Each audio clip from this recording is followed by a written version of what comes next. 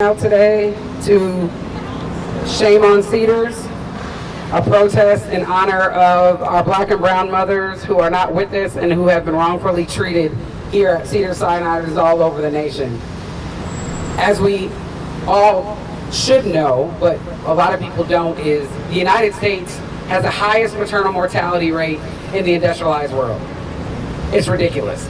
And 84% of those deaths are preventable. That means we know what to do and things are not being done.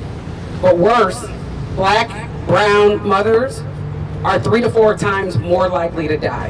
And we've seen that all too much, and unfortunately, here at Cedars, which is how we are here today. Kira Johnson died tragically and needlessly at the hands of Cedars.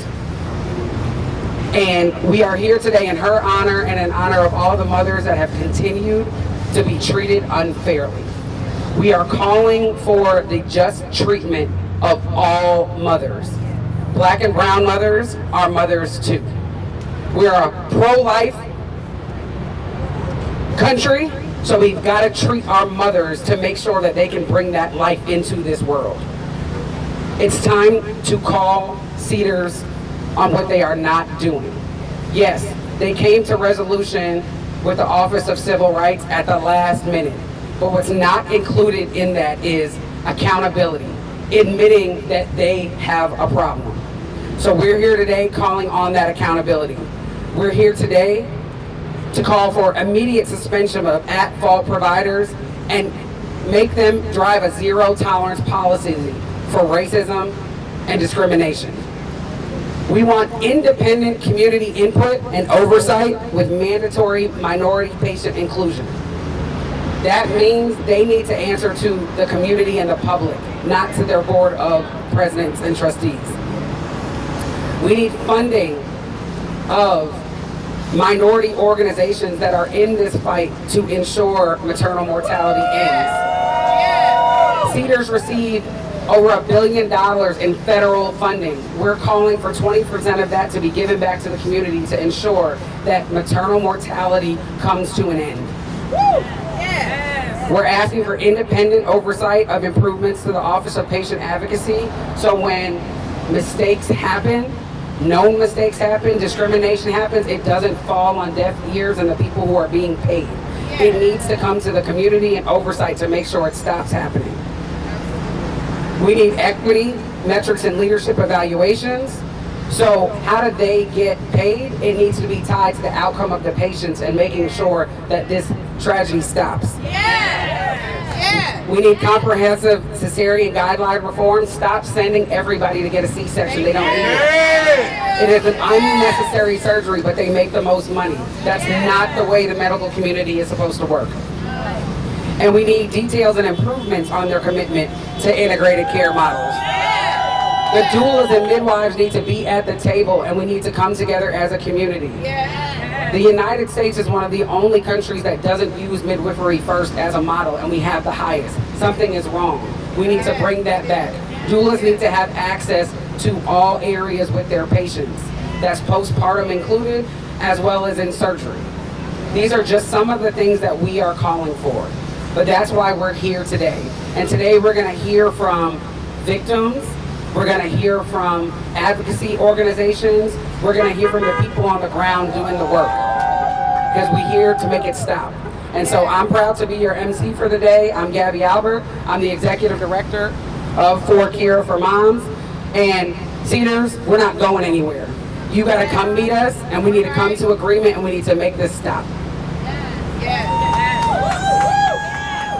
And so we're going to have some brief words from what I like to call the father of the maternal mortality revolution, Charles Johnson himself, who has dedicated his life to making sure that his wife Kira's death was not in vain, and that his sons do not inherit the mess that this nation has in terms of maternal mortality.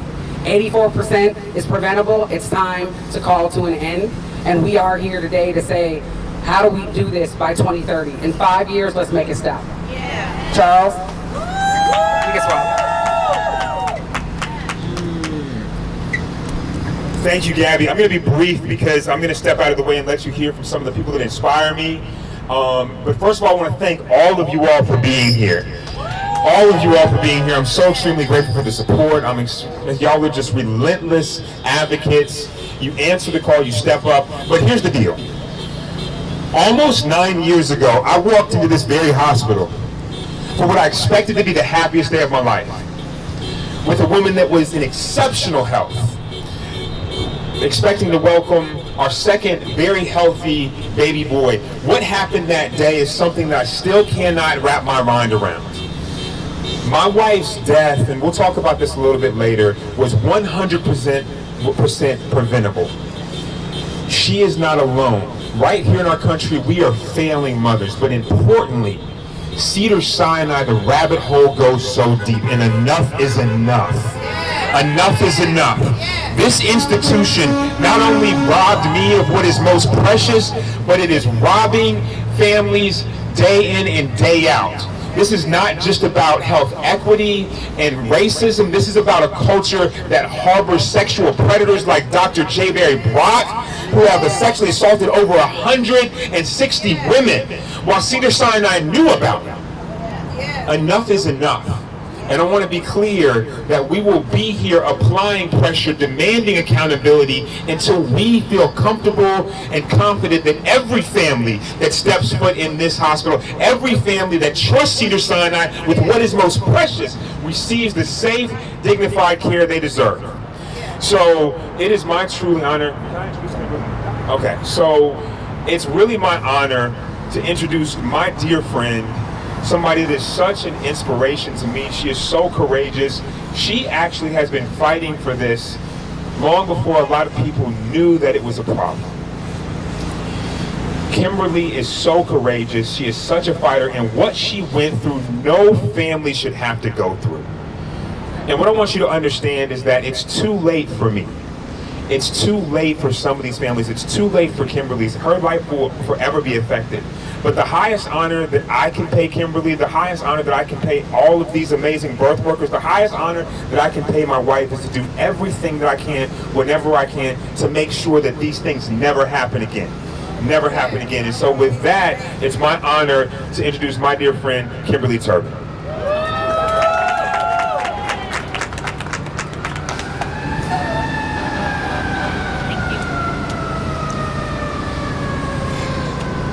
Hello, my name is Kimberly Turbin.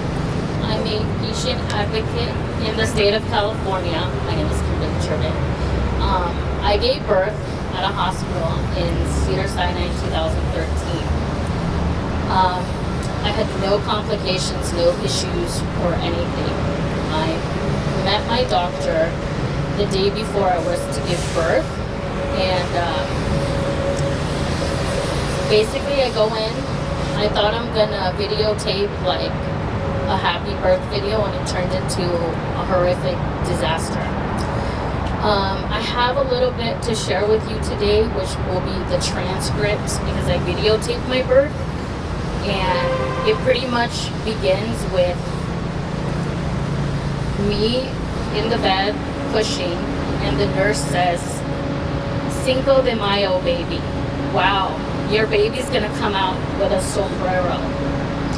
And to translate that in Spanish, she basically tells me, "Oh, tú vas a tener un bebé de 5 de mayo, va a salir con un sombrero."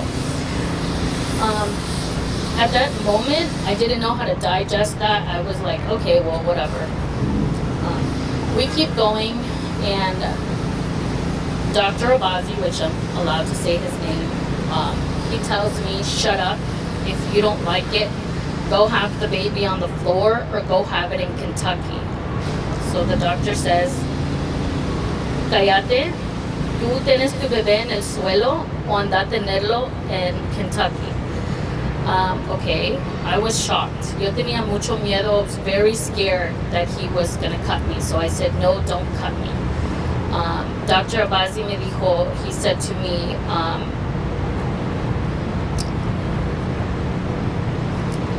"I don't care, I'm gonna cut you anyway." He cuts me 12 times.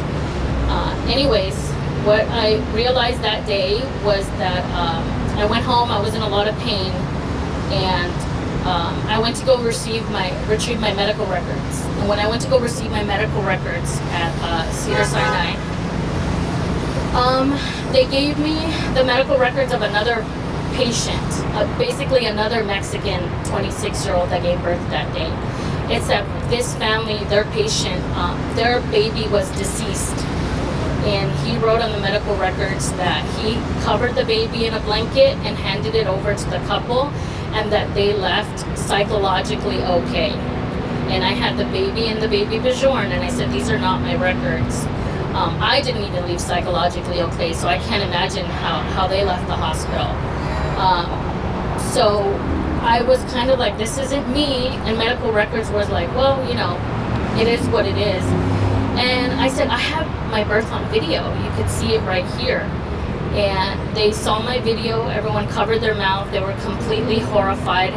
And then they told me something that will never leave my head. And it was like, well, that's how Dr. Abazi is. They knew his reputation in medical records. And at that moment, I said, because I was born here and I saw how he mistreated and treated patients that didn't speak any English, how they treated that, I was going to do something about it. So I've been fighting for patient safety and rights for a very long time, ever since then. In 2020, I met with a team, and I developed a team with Consumer Watchdog. And that's where I became a little bit more into my advocacy journey, and that's what led me here today. I actually filed a complaint to the OCR, and they put mine with all the other Cedars-Sinai complaints together. I also filed a complaint to the Medical Board of California, and they basically gave the heads up to Dr. Abazi and gave him an option of what to do, so he chose to surrender his license. And then 80 lawyers told me no, because to them I wasn't harmed enough and my baby was alive. So I filed a lawsuit and I sued Dr. Abazi without a lawyer in 2015. And then by 2017 I settled the case, and in 2018 Dr. Abazi died.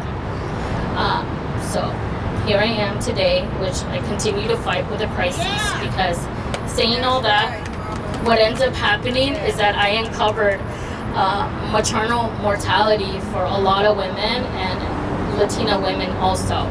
And our babies and our mothers are dying, and you know, we make up a large population here in the state of California. So I just want to let all the mothers and babies know that if they need anything, I am here, and I don't think I'll ever quit fighting for, you know, this cause. Thank you. Thank you so much, Kimberly. Your bravery is what paves the way, and is going to help us end this. So thank you so much. And next up, we're going to have Consumer Watchdog. We're going to have Carmen Balber, who is the Executive Director of Consumer Watchdog.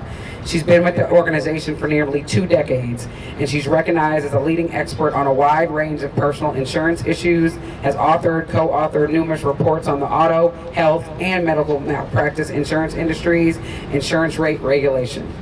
She leads Consumers Watchdog's advocacy to improve patient safety here in California, including passage of the first in the nation legislation requiring doctors to disclose when they are on probation for sexual misconduct to patients, and legislation requiring doctors to check a patient's prescription history before prescribing opioids and other drugs.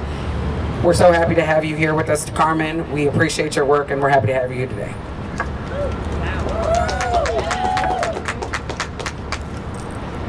Hi everyone. Thanks Kim for telling your story, and Charles for having the courage to come. Louder, thanks. For having the courage to come out and speak. All right. And share these traumatic stories to make change. My name is Carmen Balber. I'm the Executive Director of Consumer Watchdog. We are a nonprofit consumer organization that advocates for stronger patient safety laws and equity in healthcare. Medical negligence is the 3rd leading cause of death in this country, and patients of color experience the brunt of that harm. That's why Consumer Watchdog works with families across the state to advocate who have been harmed by medical negligence and experience bias and racism in healthcare. to advocate for change and strengthen patient protections. We're here today because accountability is how we get safer patient care. And that means not just accountability for past failures, like we're talking about here, but accountability for putting in place systems that protect patients in the future. Because what happened to Kira Johnson is an outrage, and what happened to Kimberly Turbin is an outrage, and what happened to the 160 women who recently filed lawsuits accusing a Cedars-Sinai OBGYN for 30 years of sexual assault and abuse is an outrage. We're all disgusted by this activity. But what is an even worse outrage is that Cedars-Sinai allowed these serial offender doctors to keep harming women. And that's unacceptable. So we are glad that the Office of Civil Rights initiated their investigation, and they shone a light on this pattern of abuse at Cedars-Sinai, Cedars' failure to protect the health and safety of moms, particularly women of color. And we support the Office of Civil Rights agreement with Cedars-Sinai. It's a small first step, but what that agreement did not do is ensure accountability at Cedars. And that's what we're missing. What the family stories here today show us is a pattern at Cedars-Sinai of ignoring safety complaints and sweeping concerns of abuse, harm, and problem doctors under the rug. And that is an even bigger problem here in California because the doctor accountability system and the hospital accountability system is broken. We have a medical board that takes years to investigate complaints about dangerous doctors. So that means if you go to Cedars-Sinai, you file a complaint and they sweep it under the rug. Then you go to the medical board, the state of California, and file a complaint, and they take years to investigate it. Then when they finally do act, they either give the doctor a slap on the wrist or an out, like what happened in Kira and Kim's cases. Then we are not protecting women from doctors who cause harm, and that's unacceptable. So that's why we're so proud to be here standing with these organizations, with these doulas and women who are supporting women, and all of the families who are telling their stories to call for action, concrete action from Cedars-Sinai to protect families, to ensure equitable maternal health care and accountability for all patients. So what happened to Kira and Kim and all of these families never happens to another. Thank you. Thank you so much, Carmen. Your work is also going to help us all. Everybody here today is going to help us end this, so thank you so much. And so next up, we have another partner. We've got Earth with Kimberly Seals and Keisha Hernandez. Keisha is the LA Community Engagement Regional Coordinator for Earth. She is a birth and postpartum doula, a childbirth educator, and breastfeeding advocate for families within the LA area. Kimberly Seals-Allers is the Executive Director of Narrative Nation, a New York City-based technology and media nonprofit, and the founder of Earth, the #1 app for Black and brown parents to find and leave reviews of maternity doctors, hospitals, and pediatricians. A former senior editor at Essence, Kimberly is also the author of 5 books and a host of the Birthright podcast. And what they're going to do today, because of the work of Earth, they're going to give us the actual state of Cedars-Sinai and what the Black and brown community is saying in terms of reviews. So they're actually collecting the data so that we can hold Cedars accountable. Thank you, Kim. Thank you so much, Gabby. There is no question Kira should be here. We know that April Valentine, who died last year at Centinela Hospital, should be here.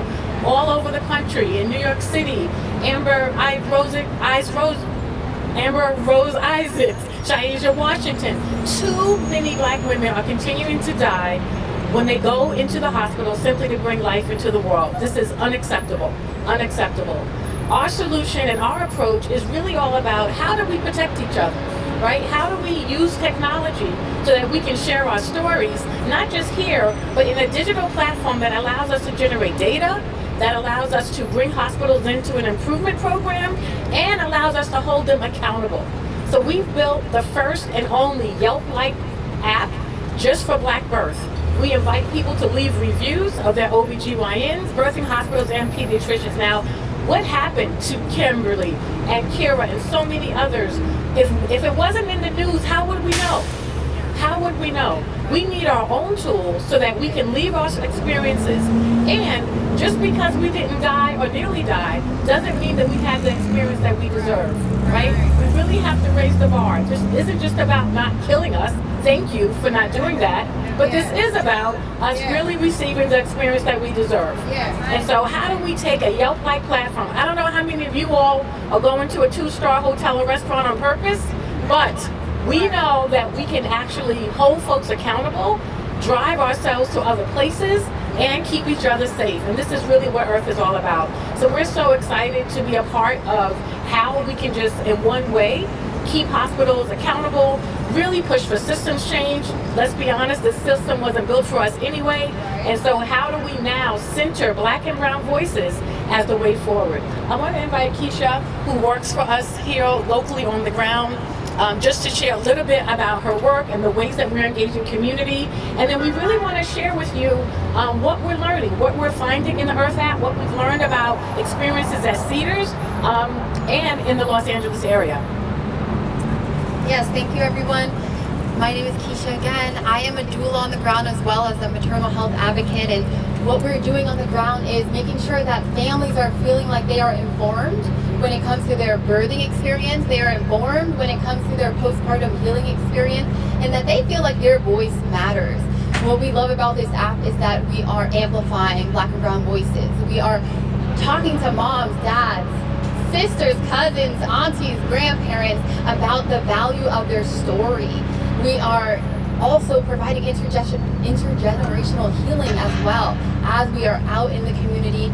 And with that, we want to make sure that more families know that they can speak up when they do not feel that they're being heard, seen, or respected. Now, we have a couple of different data that we want to show. Yeah. So from our Earth National Database, we found that of the folks who left reviews about Cedars, 15% of them were saying that their pain levels were dismissed. Still 15% said that they experienced condescending tone, 10% said they experienced rude comments, and 10% said that they had a critical diagnosis that was delayed. They also experience assumptions based on racial stereotypes, something we see a lot that you heard in Kim's story as well, this rudeness, right? And I like to remind folks, racism is not always about tiki torches and epithets. It is actually a system of assigning value and who is worthy of good care, who is worthy of being treated respectfully, and who is worthy of actually being treated with rudeness and condescending tone based on racist stereotypes, right? And so we're here to call this out. Our goal is to help Cedars improve, but we have the reviews and the technology to hold them accountable, right? And this needs to be transparent. We can't wait for another tragic incident to find out that things are not good there. We need to use tools, including the Earth app, to help us see, protect each other, hold them accountable, download it, bring it with you, say, hey, I see this doctor doesn't have good reviews in this platform. I see that this hospital has only 2 stars from Black and brown birthing people, and I need you to do something about it. I'm going to actually help my community by sharing my experience so we can all keep each other safe and we can actually birth with dignity and pride. And so we're excited to continue this work. We are really excited to make sure that we participate and support and work with For Kira for Moms to hold Cedars accountable to the work they said they would do. And we are really here to make sure that Black and brown birthing people have power, consumer power, and that we can use that to drive more transparency and accountability. So in our work, we let folks know that when we say birth, you say birth. When we say birth, you say birth. Birth. Birth. Let's make sure that all Black mamas get better. Thank you.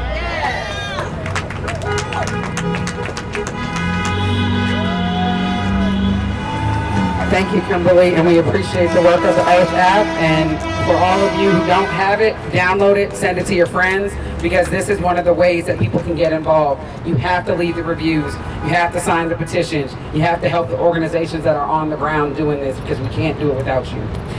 And so next up, we have Gabrielle Brown from Black Women for Wellness. She's the Black Infant and Maternal Health Program Manager.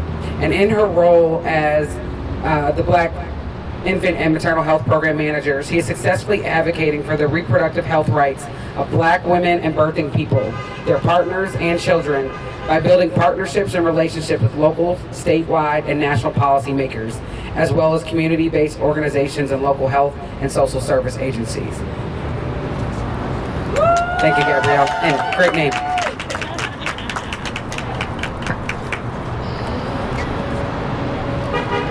Good morning, everyone.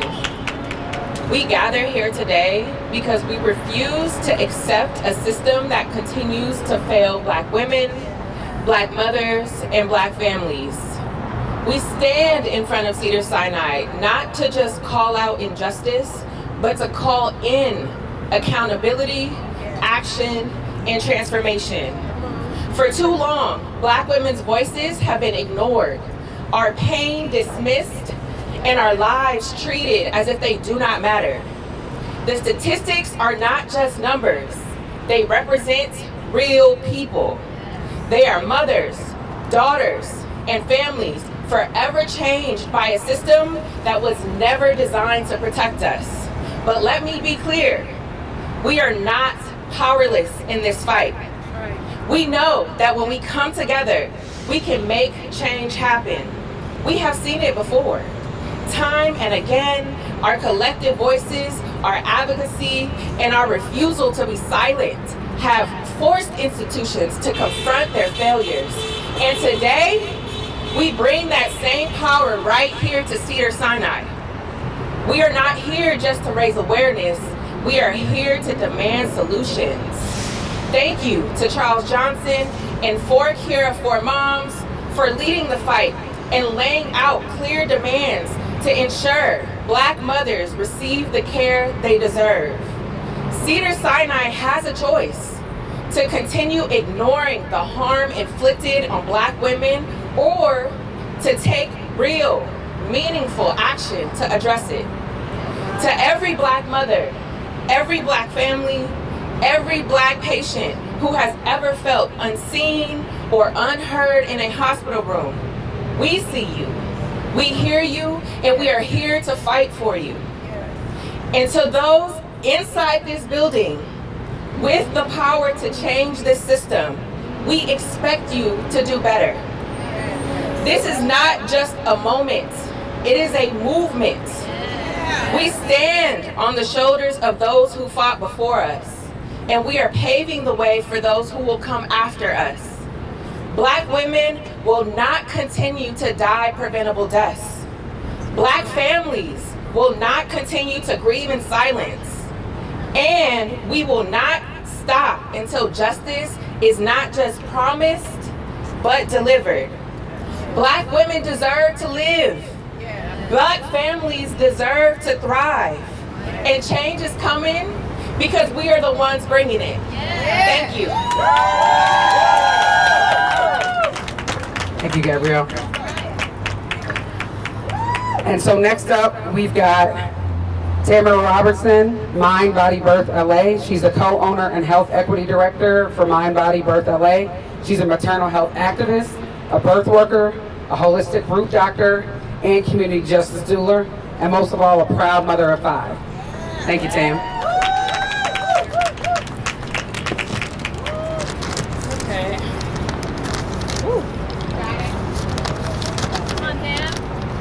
I'm just going to take a moment to speak to my community. Family, I stand before you today with a heavy heart. I just came back from Montgomery, Alabama, the birthplace of modern gynecology, due to the experiments conducted on enslaved Black girls without anesthesia or consent. A land soaked in the blood, sweat, and prayers of our ancestors. I stood where they stood. I felt what they felt. The weight of the struggle that stretched beyond their lifetimes, and now I stand here in front of you feeling that same weight. We are here today because people are still dying, because Black women and brown women and birthing people are still being ignored, dismissed, and harmed by a system that was never built to protect us. Because we are still screaming the same truths that our grandmothers screamed, our midwives screamed, our freedom fighters screamed, and yet the system remains unshaken. But we are not unshaken. we are still here. And that means something. That means everything, really. Cedars already knows our demands, so I won't waste another breath begging institutions to recognize our humanity. Instead, I want to speak to you, the mothers grieving babies they should be holding, to the families left with pain instead of answers, to the birth workers fighting to hold us together. To all of us, because this fight is ours. They want us to believe we are powerless, but if y'all look around, this is power. Community is power. When they failed us, we hold each other up. When they neglect us, we care for one another. When they refuse to see us, we remind each other that we are here and that we are worthy and that we will not stop fighting for one another. I may not see the world I dream of in my lifetime.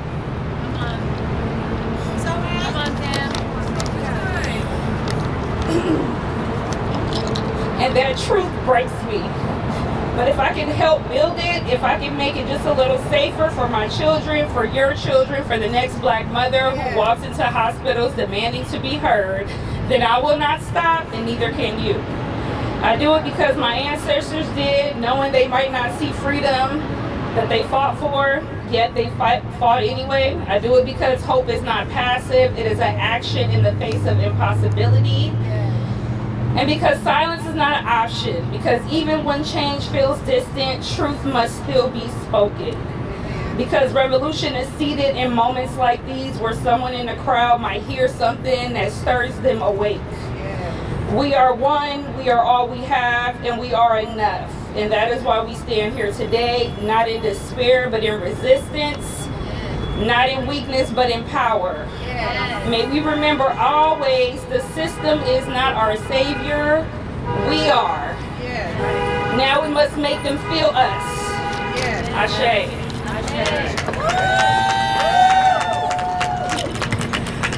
Ashe, and thank you, Tam. And for those of you who don't know, what she was referencing was Anarcha, Lucy, and Betsy were the 3 slaves that Dr. J. Marion Sims performed countless surgeries on without anesthesia. He is lauded as the father of modern gynecology that was built on the backs and the blood of black women. So when black women are not heard in the hospital, it is institutionalized. When they say we don't feel pain, that's what they believe, because that's the medical records that have been put into history. That's not okay, and it's not going to be accepted any longer. And that's why we're here today, to make sure that our medical doctors listen to us, because we do have pain. We bleed the same red blood. You have to listen to us.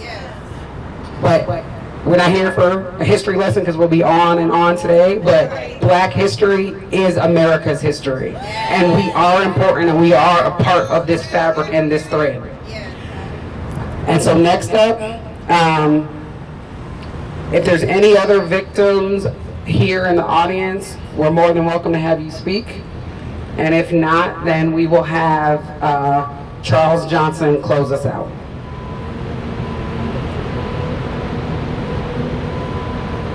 All right, Charles.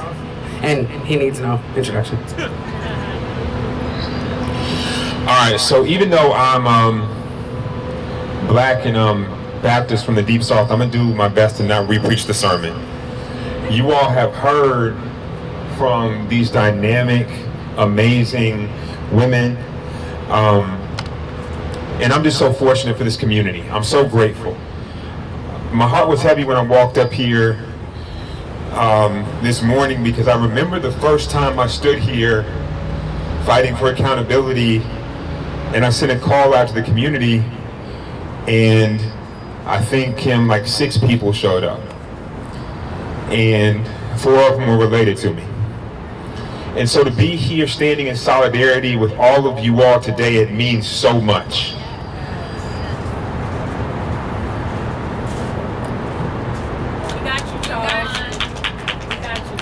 Tam said something to me last night that, and even she shared it with you all today, and it really just shook me to my core. And what she spoke about was her wondering if she will see the change that she's fighting for in our lifetime. And so for me, I truly believe I would not be here. I know we would not be here if we did not believe that we can fix this.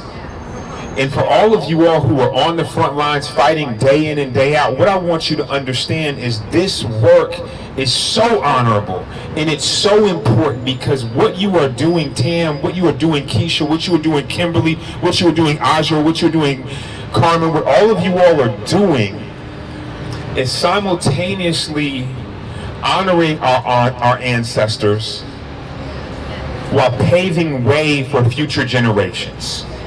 And what better work is there than this? We understand that it's tough, but we refuse for this to be a problem that our children inherit.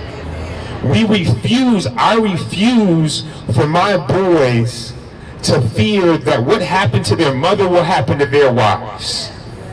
I will not. I refuse for Kimberly's family and her children to carry this forward. This ends with us. And I want to be clear that this is about so much more than just Cedars-Sinai. This is about hospital systems across this country that have to make a decision, because the reckoning is coming. Either you are going to come to the table intentionally dismantling these systems of institutional racism, or we're going to drag you to the table. You have to make a choice. Are you going to be exemplary? Are you going to open your doors for people like Earth who have solutions that can help you understand your community? Or are you going to continue to turn a blind eye? The choice is yours, right? I would not be here at the end of the day. We get a lot of press and we get a lot of attention for the systems that we're seeking to destroy and tear down. But at the end of the day, I want our legacy, I want Kira's legacy to be what we have rebuilt together. A system that makes sure that every single family, every single mother, regardless of who you are, where you're from, how much you have, receives the safe, dignified birthing experience they deserve. Right? And as long as there is breath in my body, I will continue to fight to make sure that every mother, every family receives exactly that. And so, I want to be clear that I will continue to apply pressure until not only Cedars, but our country wakes up to the fact and just meets families with what they deserve. Thank you all so much for being here. I'm so incredibly grateful for your support, for your love. Let's keep applying pressure. Peace and love, everybody. Thank you so much. I want to make one other thing. Hold on, y'all. I'm sorry. I didn't mean to come back out like an encore. But this is important, too. One of the things that's very critically important is we all know that we've gone through a leadership transition in this country. Right? And there's a lot of things that are being cut, a lot of things that are being washed away. They are working aggressively to erase our history. They have somehow determined that words like diversity, equity, inclusion, the things that make our country truly great, are now dirty words. And as we call on not only Cedars-Sinai and hospital systems around the country for accountability, we are calling on the Trump administration to continue to fund and prioritize the Department of Health and Human Services, who provides critical assistance and programming, but also very important and very specifically, we are calling on the Trump administration, we are calling on Director Kennedy to continue to fund the Office of Youth and y'all cut that. We're continuing to call on the Office of Health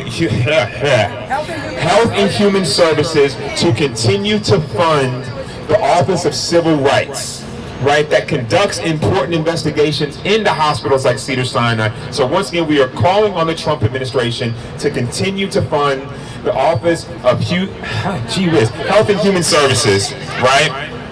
Tongue twister. As many times as I've said it, you think I get it right. To continue to fund this very important work. So once again, we're so grateful for all of you all. And I also like to call on them to not only fund it, but to sit down. It doesn't have to be Beam, but they need to sit down. He's signing so many executive orders. He needs to sit down and sign an executive order that demands a maternal health care task force, right? Assembled of community workers that's informed by the community, right? Because if you want to make America great again, that's arguable about whether it's been and when it's been great. But if you want to ensure that America is great, you cannot do that without ensuring that every single mother in this country has a safe, dignified birthing experience. All right, so now we'll open it up to any questions, comments, any of the press, anybody? Oh, they said one-on-one. All right. Thank you, everyone. Yeah, we'll be out here doing signs, getting a little more honks, and obviously conversations. Thank you, everyone, so much for your participation.